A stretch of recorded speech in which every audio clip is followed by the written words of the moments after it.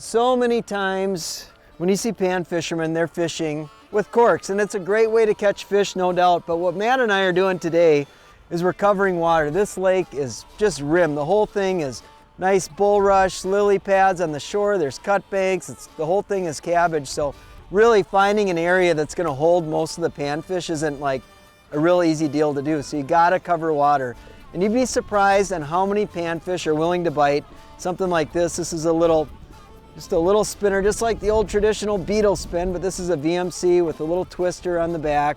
The thing is dynamite, and then Matt's just fishing a moon eye in it too, but you don't have to take the time always to cork fish stuff. You can cast and wind and catch sunnies and crappies. It's a lot more efficient. If you find an area that's got fish, sure, drop shot or cork fish, but to find the fish, this is definitely the way to do it. You know, last year you guys did that little bit on there we go. Top water fishing.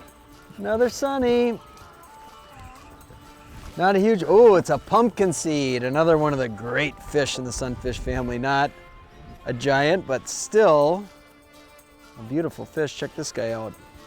We've got a handful of different sunfish species here in Minnesota. We've got, of course, the bluegill sunfish, the most common, the most popular. We've got the pumpkin seeds. We've got green sunfish. And then, of course, we get a number of hybrids. And a lot of the big sunfish that you'll see, especially across, central Minnesota, are actually bluegill and pumpkin seed hybrids, and those are the ones that get just huge. I've caught some magnum ones of those, and the pumpkin seeds tend to be pretty aggressive. So if you get around those, this is definitely a sweet deal to do. And the green sunfish are very aggressive too. So a lot of the lakes where we're at in western Minnesota, that Alexandria area, you'll have green sunfish, pumpkin seeds, and bluegills. So little variety pack.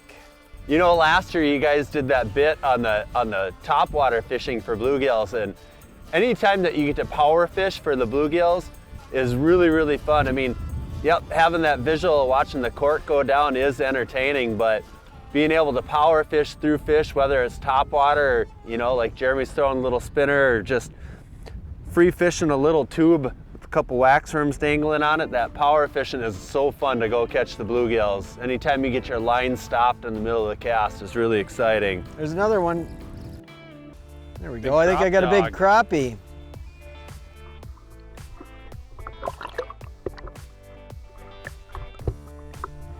Cool.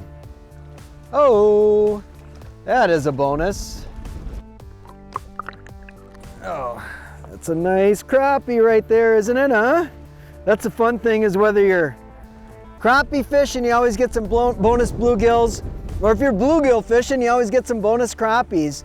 And one thing I've got to say about fishing in the spring, or that pre-spawn bite, it's dynamite for whatever you're fishing for, whether it's bass or walleyes if you've got open seasons, and especially panfish, hanging out at the bait shops and you go up north or whatever. A lot of times in the spring you hear people say, hey, the panfish aren't biting yet, they're not in.